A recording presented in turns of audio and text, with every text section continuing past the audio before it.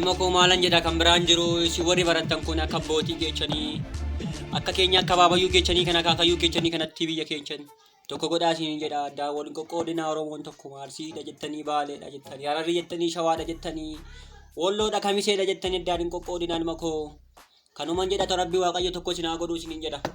Keessan sanitti jechuudha yeroo waa hojjettanii waan garagaraa sirreessuu dandeettan sanatti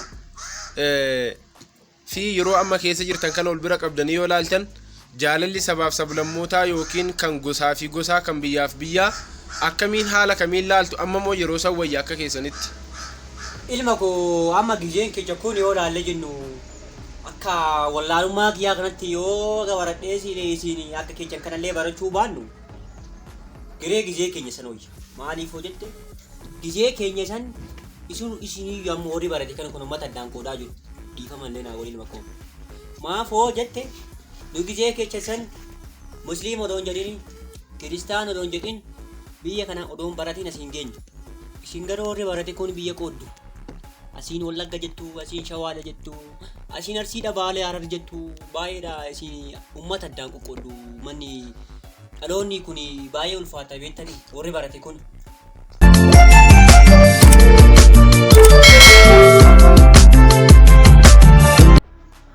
Mee akkamii fayyaan keessan amma haala akkamiirra jira yeroo kana?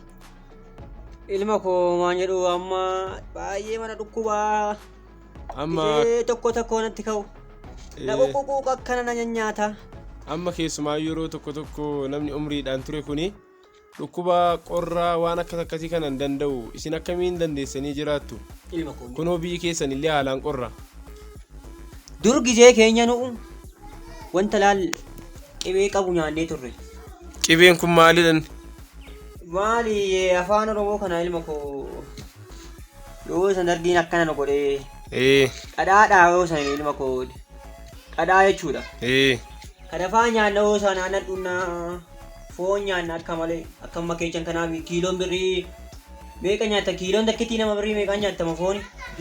Amma akkana fakkaatu waa yoo san isin sangaa tokkoon bittanii kiiloo tokkoon binnee nyaanna. San caalaa iyyuu ilma koo amma san caalaa iyyuu gaaf tokko ilma koo caalaan naan deemee mana foonii kiiloon takkittiin birrii 1,000 moo 2,000 naan jedhe ilma koo. Akkasuma haaluma yeroo kana mee amma isin haala saniin jiraattaa turtanii waan uumamaa soorattu waan uumamaa dhudduu haalli jiruuf jireenyaa hundi waan uumamaa irratti hundaa'a yeroo keessanii yeroo amma nyaannis dhugaatiinis keemikaala garaagaraatiin walitti makamee sooratama. Qoy maal jechuudha ilma koo keemikaala kun amma afaan keessa kun baay'ee nama dhibaa beektanii amma mee gaafii tokko kan isin gaafachuu barbaadu yeroo keessanitti sanyii yeroo facaaftanii akkamitti facaastu maaliidhaan facaassani? Yeroo keenya ilma koo midhaan ammoo dhiyoota na dhufe midhaan yeroo keenya midhaan baay'ee hin qonne foonuma kana afaanan nyaanna baay'ee illee hin qonne tan qonnu san uyyuu yaaliin fiindooma kanatti gooneet ilaal kanumatti gooneetuma dhoqqeema kanatti goonee yoo san akkasitti madaabaraan kun hin jiru amma dhufe madaabaraan keechan kana dhufe. Xaa'oo kana jechuu keessanii? Kana eegnoo adii kana maal maqaan isaa kan sookidda fakkaatu kana. Ilma koo akkasitti turre yeroo keenya baay'ee fooyyaadha yeroon keenya. Akka naasaa keessanirraa hubachaa jirutti xaa'oo wanni jedhamu kun wanti midhaanii walitti makanii facaasan kun hin jiru kanuma uumamaan beeyladootarraa faltiidhuma isaanii kana fayyadamneeti oomisha keenya oomishannaa jechaa jirtani. Isuman jedha ilma koo yeeyanii isuma gizee keenya wanni akkanaa kun hin jiru. Amma keessumaayyuu wanti keemikaalaa xaa'oodhaa maal jedhanii amma dhufe kuni oomisha bal'isaa jechuun lafti tokko fakkeenyaaf duraan kumtaala 5 kan galchu yoo ta'e keemikaala kana fayyadamuudhaan immoo kumtaala 10-15 ol guddisuun ni danda'ama jedhama. Hagam dhugaadha wanti kun? Ilma koo akkasuma jedhu garuu mangistiin keenya kun gabaree keenya kana eenyu maqaan isaa Shimallisiin kun akkasuma jedhee uummata keenya gizee baay'ee akkasumatti ጠቅላይ ሚኒስቴሪin keenya akkanuma jedha beektaa gizee baay'ee garuu amma tokko dhugaanatti fakkaatu ilma koo naan galuu beektaa ilma koo. Mee fakkeenyaaf sin lafa duraan keemikaala uumamaa yookiin xaa'oo uumamaatti fayyadamtanii facaafattan yeroo ammaa immoo xaa'oo ammayyaa kana fayyadamtanii facaafattan kan duriisa immoo kan ammaa kana turre caala? Kan duriisa wayya ilma kan duriisa midhaan fireen qaba ilma koo firee qaba sirritti. Ilma koo kan ammaa kun keechan kun baay'ee xiqqoo kiiloolee qabu amma kiiloo 100 ta'a kumtaala tokkichi akkasiin ta'uu ilma koo baay'eedha amma qaraciitiin yaali qaraciitiin kun amma baay'ee xiqqoodha. Gizee keenya hoyya midhaanii nu ulfaata amma waan isaa namaan gadu ilma koo. Mee amma gaafiin itti aanu gaafiin qabadhee dhufe isin amma akka naa himtanitti yeroo darbe umrii keessan hangana jettanii qabatamaan naan himne mootummaa meeqa dabarsitaniittu jechuun mootummaa meeqa nyaattaniittu hagammaatti? Akkam jechuudha maal jechuudha ilma koo? Jechuun mootummaa meeqa nyaattaniittu hanga ammaatti jechuun umrii kana keessatti? Ana qalalaa salaalee gonjoo booshaa qabuna. Ilma koo maal jechuu barbaaddeet akkamittiin ilmi namaa nama mootummaa nyaata ilma koo? Jechuun mootummaa meeqa dabarsitaniittu mootummaa meeqa bulchitaniittu jechuu barbaadeeni? Akkasiin jettu ree mootummaa baay'ee ma bulchine? Yoo sani bulchaa biyyaa taataniittu jechuun mootummaa. Ani isin bulche jechuu barbaaddeet ilma koo? Jechuun mootummaa meeqa bulchiinsa sirna mootummaa meeqaa dabarsitaniittu jechuu barbaadeen? Ilma koo baay'eedha. Baay'eetu nu bulche. Eenyu baay'eematu nu bulche ilma koo. Mee isaan keessaa inni gaariidha biyya keenyaafis guddinaafis walumaa galatti waan baay'eedhaaf nu gargaareera hanga ammaattis akka umriidhaan jechuun waama hundaanuu gaariidha kan jettan eenyudha dinqisiifattu eenyutu isinitti tole? Ilma koo gaarii maayyuu nagar. Maafoo jette? Ayi sillaaseen waan xiqqaan hin goone ilma koo. Ijoollee teenya dhalateen nurraa fixee dargiin nuti tale. Dargiinis waa baay'ee nu godhe ilma koo. Dargiin ijoollee teenya fixee asitti gara Asmaraa kanatti asii gara Tigraay Maqalee kanatti ilma keenya ijoollee teenya dhala teenyatti fixe. Ishee shamaraallee ishee dhalaallee akkasumatti achitti fixee ture. Kanuma nuu tolee nagarree jechaa jirtani? Komaayyuu nuu tolee nagarree ilma koo. Aga tokkottu mangistii keenya kana hoyyaa gabaree keenya kana eenyu maqaan isaa Shimallisii moo Xaqalaay Ministeerii keenya kana biyyuudha moo abadii kana? Sumanuu wayyaa ilma koo. Kanatti aansee wanti isin gaafadhu mee isin yeroo keessan sanitti jechuudha yeroo waa hojjettanii waan gara garaa sirreessuu dandeettan sanatti fi yeroo amma keessa jirtan kana ol bira qabdanii yoo laaltan jaalalli sabaaf sablammootaa yookiin kan gosaa fi gosaa kan biyyaaf biyyaa akkamiin haala kamiin laaltu amma moo yeroo san wayya akka keessanitti? Ilma koo amma gizeen keenya kun yoo laalle jennu akka wallaalummaa kiyyaa kanatti yoo gabaratee isin akka keenya kanallee barachuu baannu giree gizee keenya san hoyya maaliif hoo jette gizee keenya san isinii yommuu horii barate kan kun uummata addaan qoodaa jiru dhiifamallee naa waliin makkoo maaf hoo jette nu gizee keenya san musliima odoon jedhin kiristaan odoon jedhin biyya kana odoon baratiin asiin geenyu isin gara horii barate kun biyya qooddu asiin Wallagga jettu asiin Shawaala jettu asiin Arsiidha Baalee Harar jettu baay'eedha isin uummata addaan qoqqooddu manni dhaloonni kun baay'ee ulfaata beektanii warri barate kun. Akka naasaa keessanirraa hubachaa jirutti amma nuti osoo hin baratin osoo waan barnoota jedhamu kanayyuu arginii biyya kana jaalalaan tokkummaadhaan kunuunsinee guddisnee asiin geenne yeroo kana qaama baratetuyyuu biyya walitti buusaa jira biyya addaan diigaa jira yookiin ammoo wal qoqqoodaa jira jettan. Ilma koo amma baay'eedha beektaa? Caalaan kiyya galgala televezyiina kanallee baay'ee ilaaloon nan beektaa jituunillee xiqqoo natti dhukkubdi. Caalaa kana nan dhaggeeffadha gizee baay'ee maaluma laalta gurbayyoo jedhaan. Biyya hundatti namni du'ee boo'icha qanii mara dhageenya ilma koo. Amma gizee keechan kana ofiif ajjeesaniif ofiif bahu ilma koo. Kan ajjeeses kan bahu saddaan hin beektu ilma koo. Ofiif ajjeesaniif ofiif bahu ilma koo baay'ee ulfaata gizee keechan kuni. Baay'ee ulfaata ilma koo. Jaalalaa fi tokkummaa yeroo keessaniitiif yeroo kana garaagara jechuu barbaaddaniiti. Baay'ee ulfaata ilma koo baay'ee ulfaata keechan kuni akka malee ulfaata ilma koo. Gizee kana keessatti ilma koo isin amma dhaloonni kun ofiif ajjeesuu ofiif bahu kamii dhugaa akka ta'eyyuu addaan nu galuu dide baay'ee ulfaata ilma koo kun. Amma mee akkasiin jechaa jirtanitti qaama mootummaa birattis tahee hayyoota birattis qaama kan birattiyyuu kan leellifamu kan faarfamu kan jajamu qaama barate. Akkasiin jechaa jirtanitti immoo yeroo kana qaamni baratee kan biyya addaan diiguutu baay'ataa kan biyya walitti buusutu baay'ataa kan tokkummaa balleessitu baay'ata jechaa jirtani. Akkasan jedhaa jira ilma koo keechan kun baay'ee ulfaata.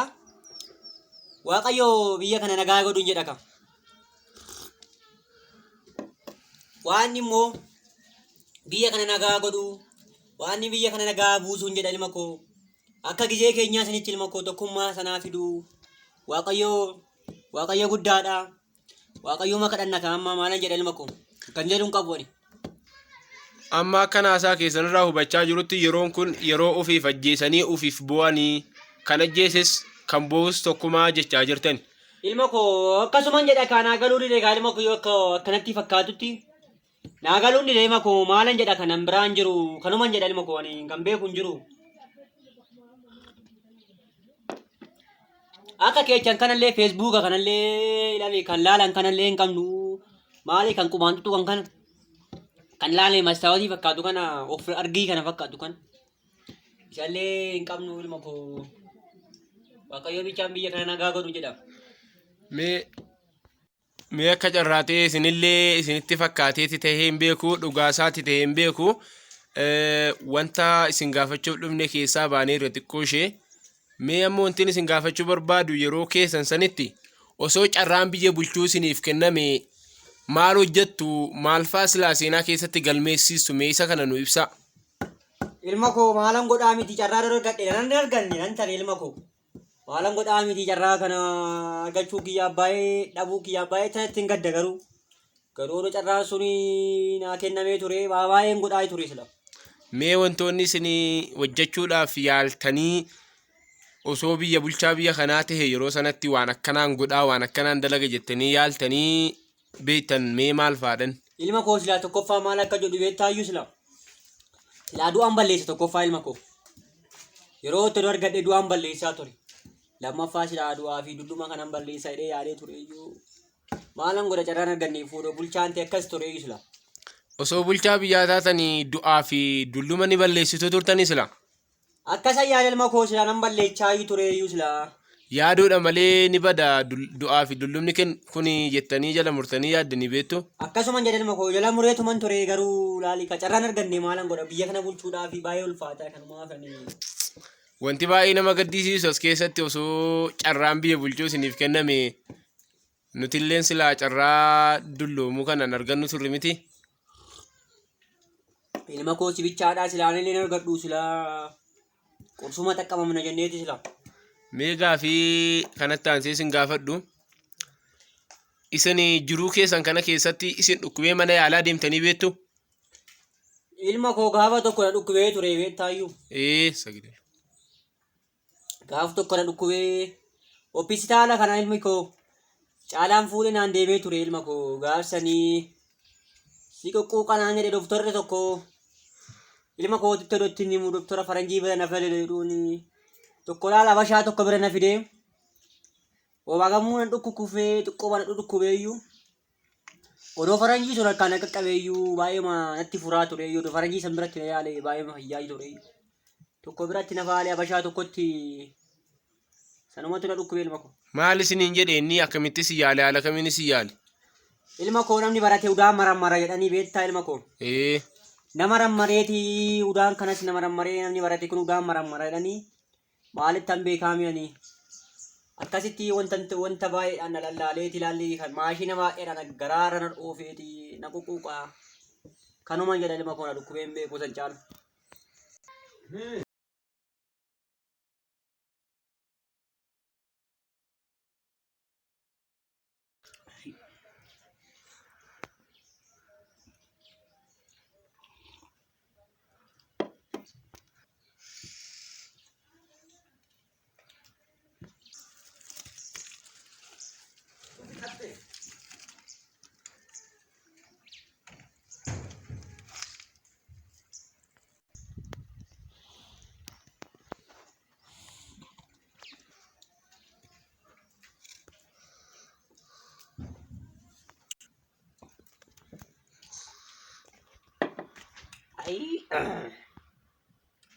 Maal godhan yoo gizeen jirtu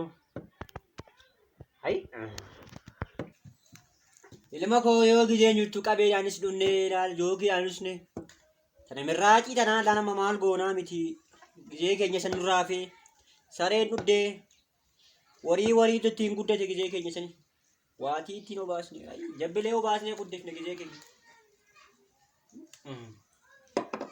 Ay gize. Gizeen tuni baay'ima. Ay.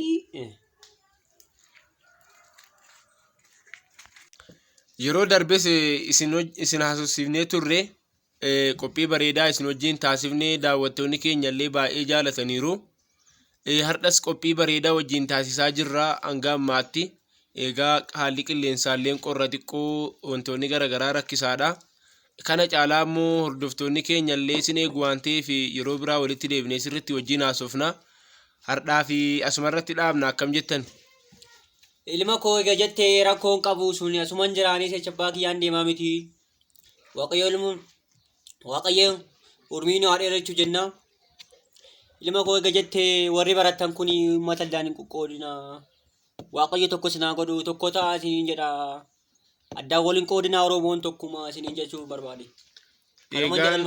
Eegaan kabajamtoota hordoftoota keenya akka isaan nu dhaamanitti yeroo ammaan tana biyya akka addaan qoodamtus akka tokko taatus kan gochuu danda'u qaamuma barate.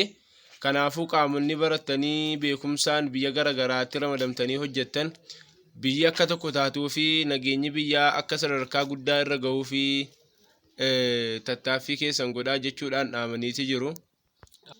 Ilma koo maalan jedha kan biraan jiru si warri baratan kun akka abbootii keechanii akka keenya akka baabayyuu keechanii kan akaakayyuu keechanii kanatti biyya keechan tokko godhaa isiniin jedha. Addaan waliin qoqqoodinaa Oromoon tokkuma Arsiidha jettanii Baaleedha jettanii Hararii jettanii Shawaadha jettanii Walloodha Kamiseedha jettanii addaan hin qoqqoodinaa ilma koo.